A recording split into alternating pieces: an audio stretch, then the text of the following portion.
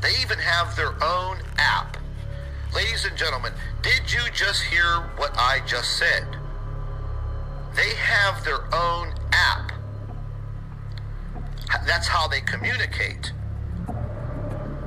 I have somebody on the inside that's been on the inside with these scums for the last 7 months. They have their own app. You can't get it, but they have it. And that's how they communicate. They also communicate on YouTube through private videos. So if I give you the link to one of my private videos, therefore giving you instructions on who to attack, nobody else can see it except you. And they think we're all fucking stupid.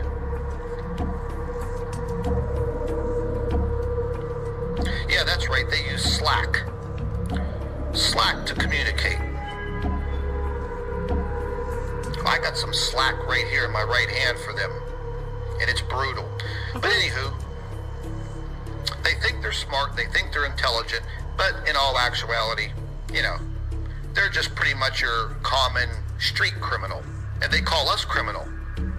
Yeah, okay, so what? I have a police record. Big fucking deal. I was never a drug trafficker. I don't have no criminal record relating to drugs. Then we got this other idiot. I forget where this jackoff lives. I think he lives in Atlanta, Georgia now. He goes by the name of Tidge or Tige Hand. T-I-G-E-H-A-N-D.